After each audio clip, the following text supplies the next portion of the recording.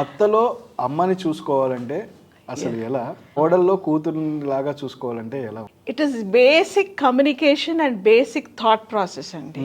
First మనం ఒకరు ఎవరైనా కానివ్వండి, కొడుకు అవనివ్వండి, అల్లుడు అవనివ్వండి, మనం ఒకటే అని ఆలోచన, కూతురు కోడలు ఒకటే అనే థాట్ మనకి వచ్చినప్పుడు అలాంటి డిఫరెన్స్ రాదు. ఎందుకంటే ఆ అమ్మాయి కూడా మన అమ్మాయి లాగానే, ఆ అబ్బాయి కూడా మన అబ్బాయి లాగానే అని మనం ఎందుకు ఆలోచించాం? మన ఆలోచన విధానమేనండి, మన పర్సెప్షన్ బేసిక్గా.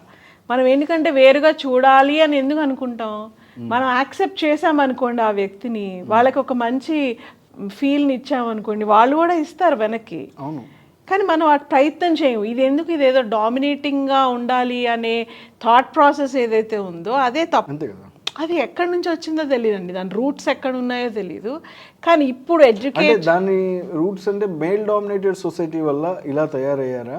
అంటే ఈ అత్తగారికి భర్త ఉంటాడు, తన అత్తమామలు భర్త చెప్పినట్టుగానే తను వింటూ వచ్చింది ఇన్ని రోజులు. సో ఇప్పుడు కూడా కోడల మీద అదే రుద్దపడుతుంది. అంటే దీన్ని ఎక్కువ శాతం చాలా మంది నాతో కౌన్సిలర్స్ ఇంటరాక్ట్ అయింది కానీ మాట్లాడింది కానీ it's like a male dominated society అంటారు. బట్ ఇవాళ రోజుల్లో చూస్తే అదేం పెద్దగా లేదండి. అసలు మేల్ డామినేషనే ఉందని లేదు, లేకపోతే అత్తగారే డామినేట్ చేసి, బికాస్ చేంజ్ అయ్యింది చాలా వరకు. 20 years నుంచి different changes, different environments, different cases చూస్తున్నాం.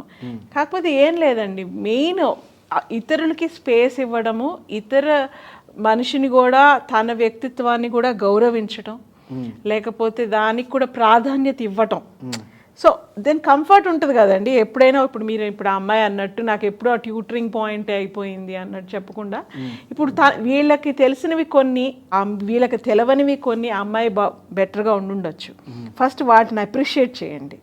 ఎవరికైనా మనం ఏదైనా చెప్పాలంటే ఫస్ట్ వాళ్ళల్లో ఏముంది, వాళ్ళు ఏది బెటర్గా ఉన్నారు ఫస్ట్ అప్రిషియేట్ చేసి win their heart. You appreciate something.